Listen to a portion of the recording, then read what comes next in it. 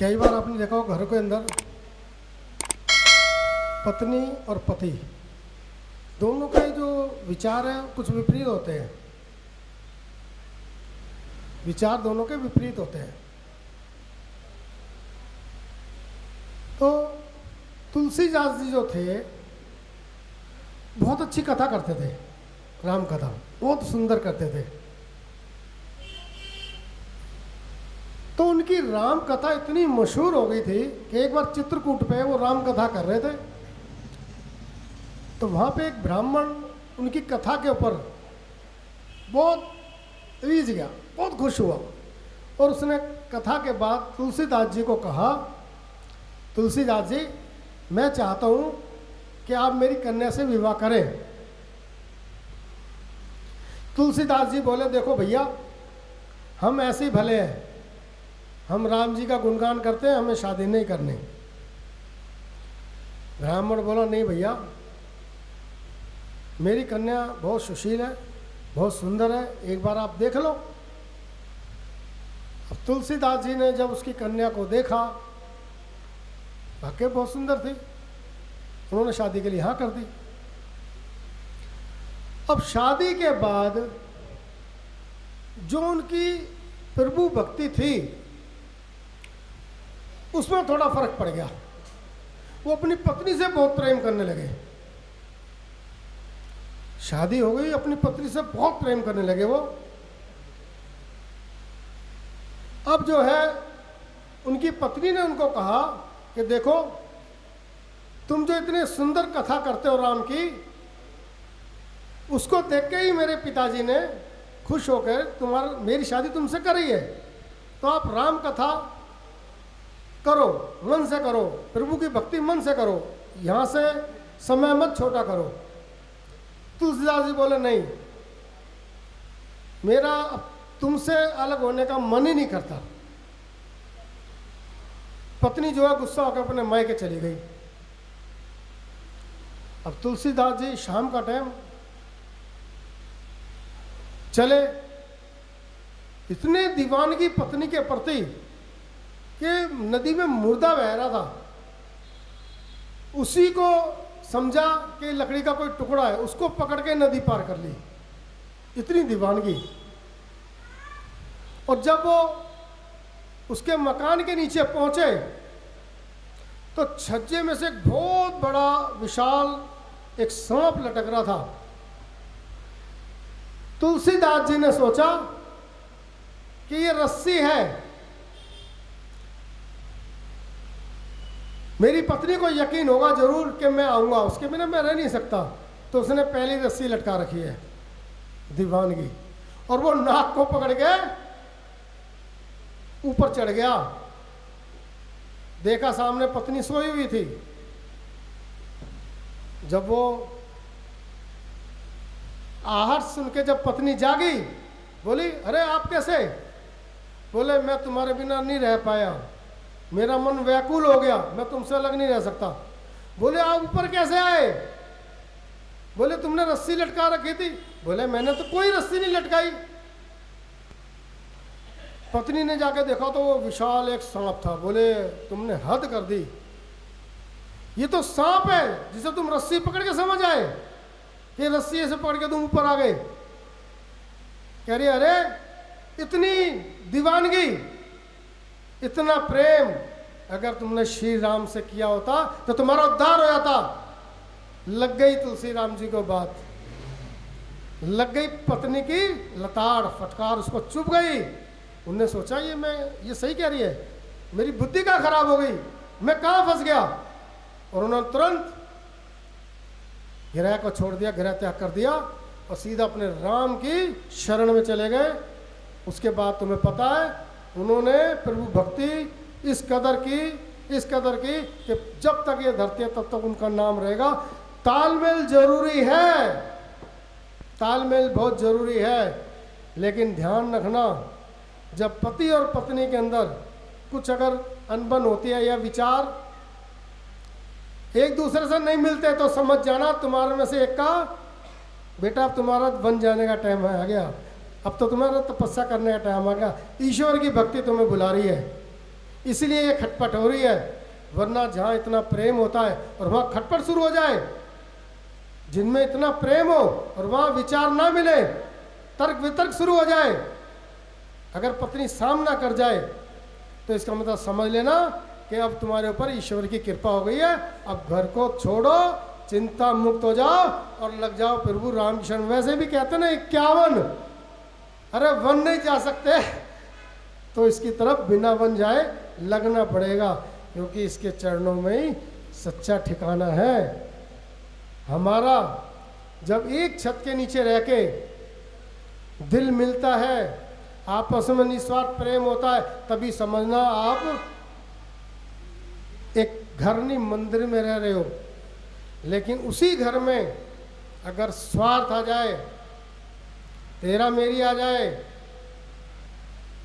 Number by number काम का system हो जाए, तो वहाँ कभी भी आप चैन से नहीं बैठ सकते। देखो, जिस काम को करने में हमारा दिल और आत्मा उमंग करती है वो काम ठीक है और वो हमें करना चाहिए। परंतु इंसान जिंदगी में बाहर की नज़रों में, समाज की नज़रों में गिर के एक बार को जी सकता है, लेकिन अपनी नज़र में गिर के वो नहीं जी सकता। तो इसीलिए हमारे को या तो अपने घर को एक मंदिर बनाना चाहिए, तालमेल बैठाना चाहिए। बहुत अच्छा है, नहीं बैठता तालमेल तो फिर अपने अनुकूल तालमेल बैठाओ। लेकिन घर वही अच्छा होता है जहाँ पर निस्वार्थ प्रेम की गंगा बहती है। देखो, घर के अंदर कोई आता है, बड़ा बुजुर्ग आता है और तुम काम में लगे हो, तो उसको कितना महसूस होता है बुरा कि यार मैं तो थक हार के घर लौट रहा हूँ, सब अपने काम में लगे हुए हैं। और आजकल तो इसने बड़ा काम खराब कर रखा है, बीवी इसको लेके सेट हो जाती है कोने में, बेचारा आदमी एक तरफ पड़ा है। मैं सच बता रहा हूँ, ये अगर काम की चीज़ है ना तो ये बहुत ख़राब चीज़ भी है। तो इसका दुरुपयोग आजकल ज़्यादा हो रहा है। इसने परिवारों को अलग कर दिया है, माँ को बेटे से अलग कर दिया है, पति को पत्नी से अलग कर दिया है। सबसे बड़ी बात यह है, इसका दुष्प्रभाव क्या है वो तुम नहीं जानते, बहुत जल्दी जान जाओगे। इसका ज़्यादा प्रयोग भी करना बहुत खतरनाक है, हमारे दिमाग के सेल पे फर्क पड़ता है। ठीक है, इसको ज़्यादा देखो आप, चश्मा बड़ी जल्दी लग रहा है, आंखें खराब हो रही है, लेकिन फिर भी समझ नहीं आ रहा लोगों के। अपना भला बुरा खुद सोचो। घर के अंदर, जिस घर में आज भी एक साथ बैठ के सब खाना खाते हैं, आज भी ऐसे घर हैं, ये नहीं, आज भी है ऐसे घर जहाँ माता पिता के साथ बैठ के खाना खाते हैं बच्चे, कितना आनंद आता है। लेकिन कितने घर है, 20%, 80% तो क्या है, अपनी थाली सजाई कमरे में चले गए। ये क्या है, कहाँ प्रेम होगा, तो बेकार है। अभी तो बहुत कुछ सही है, आने वाले टाइम में और ख़राब हो जाएगा मामला, आने वाले टाइम में और ख़राब हो जाएगा, क्योंकि जैसा आदमी खाएगा अन्न वैसा बनेगा मन। ये जो आप खाते हो पैक की चीज़ें, पैकिंग की चीज़ खाते हो ना, कभी आपने सोचा है इसका नुकसान क्या है? कब ये बनती हैं, पैक होती हैं प्लास्टिक में, पॉलीथीन में, कब आप खाते हो, केमिकल से उसको रोका जाता है। तो स्वास्थ्य खराब किसका हो रहा है? एक घर के अंदर सुबह उठ के एक पौष्टिक आहार तैयार होता है, चने तैयार होते हैं, बादाम की ठंडाई तैयार होती है, और उसी घर में एक बहू गलत आ जाए, मान लो बंगाल की आ जाए, और वो आकर के वहाँ शुरू कर दे, या रामेश्वर की आ जाए, कहते हैं खाते ना ऐसे। मैं तो गया था रामेश्वर जी, तो भाई वहाँ ऐसे करके ना, ऐसे करके केले के पत्ते पे ऐसे खाते हैं, तो मैं तो हाथ जोड़ के चला आया। तो खाते भी ऐसे हैं, लंबी जीभ निकाल लेंगे जैसे काली माता का रूप हो गया खाने का तरीका। हमें अपने परिवार को समय देना चाहिए। धन तो आवश्यक है, लेकिन परिवार का साथ भी जरूरी है। लेकिन लिख लो, परिवार का साथ जब तक जरूरी है, जब तक जरूरी है तब तक आप इंसान बन के रह सको। क्योंकि एक आदमी अगर बीमार है, उसे परिवार का साथ है, तो वो बहुत जल्दी कवर हो जाता है, बहुत जल्दी ठीक हो जाता है। लेकिन एक अच्छा भला आदमी है, उसको साथ नहीं है, तो वो बीमार हो जाएगा।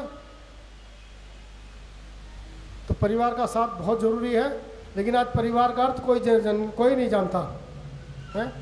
आज हमारे देखो धर्मपत्नी बैठी है, जब हमारी शादी हुई 20 साल का, तो इनका नियम था माता जी के चरण दबाना रात को, फिर सोना, सुबह उठ के नहा धोकर रसोई में जाना, फिर गैस को जलाना, बहुत कृपा होती थी। तो आज कहाँ गए वो नियम? अरे आजकल तो तुम घरों में देखते हो मेड लगी हुई है, सुबह शाम मेड आती है, रात को 2-4 बर्तन भी नहीं धुलते। अब सोचो कितना गलत प्रभाव पड़ता है। रसोई में बर्तन है, अभी एक वैज्ञानिक ने इसकी पुष्टि करी है कि प्लास्टिक के वो था बर्तन, उसके अंदर जीवाणु सुबह पैदा हो गए टिफिन के अंदर। और ये अब देखना कभी ध्यान से, बहुत बारीक बारीक जीवाणु पैदा होते हैं रात रात में, सारी रात। अन्नपूर्णा हमारी रसोई, हमारी माँ है, हम कहते हैं अन्नपूर्णा स्थान सबसे पवित्र स्थान है, और वहाँ तुम रात को क्या करते हो? गंदगी कर देते हो।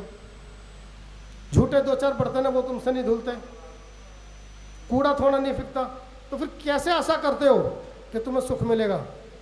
क्योंकि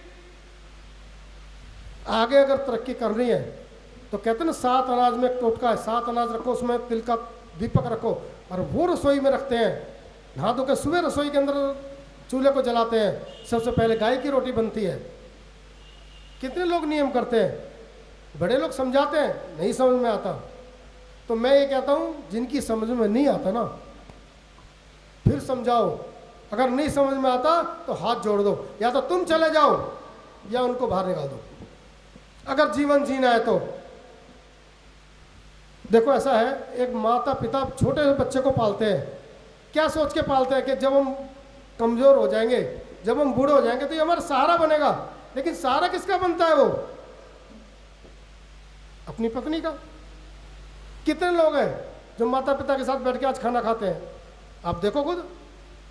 कितने बच्चे हैं जो रात को चरण दबाते हैं या उनकी पत्नियां सेवा करती है? कितने बच्चे हैं? कलयुग आ गया है। तो जिंदगी के अंदर बहुत फर्क पड़ता है। जैसे महंत जी बड़े ज्ञानी थे, उन्होंने शादी करी, बच्चे की, घर में बहू आई, तो महंत जी आगे का देख लेते थे। बोले बेटा रात को बर्तन मत छोड़ा कर, सुबह नहा धोकर रसोई में गाय की रोटी बनाया कर। अब बहू परेशान होगी, पता नहीं क्यों ये सुबह सुबह शुरू हो जाते हैं। लेकिन महंत जी को पता था कि ये काम अगर करेगी तो इसका परिवार भी सुखी रहेगा, वरना उस पर संकट है। क्योंकि आज जो तुम बोगे वो पाओगे। अगर तुम किसी का दिल खुश करोगे तो वो तुम्हारा भी दिल खुश करेगा।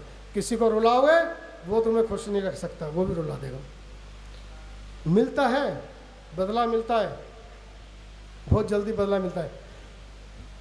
तो महंत जी ने देखा यार मेरी बात तो कट रही है घर में, तो उन्होंने कहना छोड़ दिया। हुआ फिर वही, उनके मायके में संकट पैदा हो गए। अब कहते हैं पिताजी बोले मैं क्या करूं, क्योंकि मुंह से निकली बात और धनुष से निकला तीर वापिस तो आता नहीं। तो इसीलिए अगर कोई बड़ा कोई बात ढंग की कह रहा है तो उसको सुनो, जीवन में उतारो। क्यों? क्योंकि आज का जो तुम्हारा समय है वो पिछले कर्मों के आधार पे है, लेकिन आने वाला समय आज के कर्म के आधार पे है। आज तुम वैष्णो देवी जा रहे हो, बस ले जा रहे हो, घर पे माँ की सेवा नहीं हो रही तो बेकार है, उस माँ के भी दर्शन करना। हमारे गुरुदेव कहा करते थे जिन्होंने अपनी माँ की सेवा कर ली, पिता की सेवा कर ली, उन्हें तो किसी मंदिर की जरूरत नहीं दर्शन करने की। आजकल ऐसा होता कहाँ है? अभी मेरी नज़र में एक आदमी आया, उसकी माँ तो अनाथ आश्रम में पड़ी है और वो बस ले जाता है वैष्णो देवी। तो क्या फ़ायदा ऐसी बस ले जाने का? बताइए, ऐसी बस ले जाने क्या फ़ायदा है? कोई फ़ायदा नहीं है। तो इसीलिए ज़िंदगी में याद रखना। और एक बात और, एक नौकर ने मालिक की बड़ी सेवा करी, बहुत सेवा करी, तो मालिक की कोई संतान नहीं थी क्योंकि उसने शादी नहीं करी थी। तो मालिक ने सोचा यार ये मेरा नौकर बड़ा ईमानदार है, तो मैं ऐसा करता हूँ उसकी तनख्वाह बढ़ा देता हूँ। मालिक ने उसकी तनख्वाह बढ़ा दी। नौकर बड़े मन से उसकी सेवा करता था। नौकरी के बाद उसके मालिश भी करता था, शरीर की पैर दबाता था, बहुत सेवा करता था। तो मालिक कहता मेरी तनख्वाह तो ले ले। बोला नहीं मालिक, अपने साथ जोड़ लो, जब इकट्ठे हो जाएंगे जब ले लूंगा। ध्यान से सुनना। अब उसने, नौकर ने बड़ी मेहनत की, उसका काम बहुत बढ़ गया। तो मालिक ने सोचा इसको मैं अपना पार्टनर बना लेता हूँ, ये तो काम बहुत बढ़ाता जा रहा है। उसने उसको अपना पार्टनर बना लिया। बहुत धन इकट्ठा हो गया। एक दिन सेठ ने सोचा कि मैं हिसाब तो लगाऊं उसके कितने पैसे हो गए। उसने हिसाब लगाया और इसकी तो इतनी तनख्वाह इकट्ठी हो गई, करोड़ों रुपए। मन में उसके क्या आ गया? लालच। अब उसने सोचा कि अगर ये मर जाए तो इसके सारे पैसे मुझे बच जाएंगे, तनख्वाह नहीं देनी पड़ेगी। अब इत्तेफाक से क्या हुआ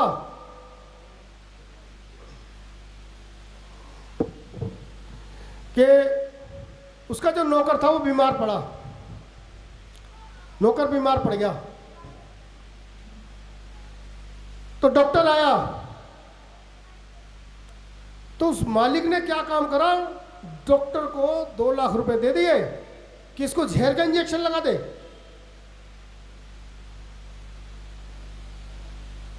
डॉक्टर ने धन देखा, वो भी लोभ में आ गया और उसने उसे जहर का इंजेक्शन लगा दिया। नौकर बहुत तड़पा।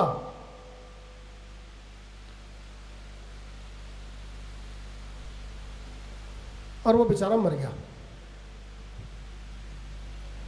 अब मालिक ने ये सोचा यार मैंने गलत काम कर दिया, अब मेरे साथ में कोई गलती होगा। लेकिन उसके लिए एक बहुत अच्छा रिश्ता आया। बोला ले, मैंने तो गलत काम किया, मेरे साथ तो बहुत अच्छा हो गया, मेरी तो शादी हो गई, उसकी शादी भी हो गई और उसके 1 साल बाद उसके लड़का भी हो गया। बोला लो जी, मेरे को तो बड़ा अच्छा फल मिल रहा है ईश्वर से। कौन कहता गलत काम करने गलत नतीजा निकलता है। अब जो है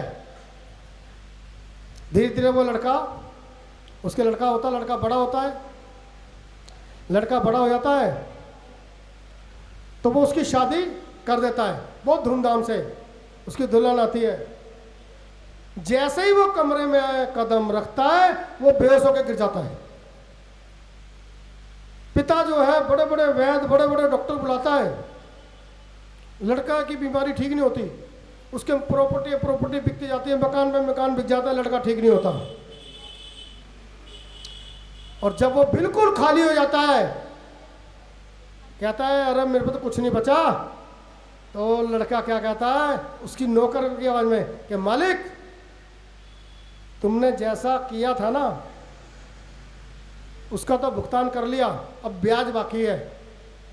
तो सेठ जी सब समझ जाते हैं। बोले एक बात तो बता, चल मैंने तुझे मारा, तेरे इलाज में सब पैसा खर्च हो गया, मगर ये बता जिससे तू शादी करके आया है ये तो विधवा हो जाएगी, इसका क्या दोष है। बोला मालिक ये वो औरत वही डॉक्टर है जिसने इंजेक्शन लगाया था जहर का, इसको भी भुगतना पड़ेगा, विधवा हो गए, दंड भोगना पड़ेगा। उसकी लाठी बेआवाज होती है, बेआवाज। सबको अपने कर्मों का भुगतान करना पड़ेगा, किसी को तो तुरंत करना पड़ेगा, किसी को कुछ समय के बाद। अब तुरंत भुगतान कैसे होता है? अभी तुम सड़क पे जाओ, किसी का चांटा मार दो बेवजह, तो बदले में वो क्या करेगा? चांटा ही मारेगा ना। तो ये तो कर्म ऐसा तुरंत भुगतान हो जाता है। कुछ कर्म ऐसा तुमने गलत काम कर दिया, अपना प्रॉमिस तोड़ दिया, भगवान की भक्ति छोड़ दी, भुगतना पड़ेगा। क्यों? फिर उसने कहा भगवान से, उस नौकर ने, कि प्रभु एक बात बताओ, मैंने अपने सेठ की सेवा करी, मुझे सेवा का क्या फल मिला? तो भगवान ने उत्तर दिया कि पगले सुन, सेवा मालिक की नहीं होती, मालिक का तो काम होता है। सेवा सिर्फ किस किस की होती है लिख ले। सेवा होती है दादा दादी की, माता पिता की, गुरु की, इनको दिल में गुरु को बैठाया जाता, तभी तो कहते गुरु। इसको हृदय में बैठा रखे, और गुरु को छोड़ के जिसने भी हृदय में किसी को बैठाया उसको कष्ट भोगना पड़ेगा। लिख लो, कष्ट भोगना पड़ेगा। तो इसीलिए हमारे परमात्मा भी क्या करते हैं, जब हम व्यास गद्दी से भगवान का गुणगान करते हैं, कथा सुनाते हैं, तो क्या होता है, भक्त कितने आते हैं भगवान के दर्शन आते हैं ना। लेकिन जब हम भक्तों का चरित्र गाते हैं, भक्तों तो यहाँ तो स्वयं प्रभु भगवान श्री राम प्रकट होते हैं, भगवान आते हैं। बोल वृंदावन बिहारी लाल की, बोल वृंदावन बिहारी लाल की, जय जय श्री राधे, जय जय श्री राम।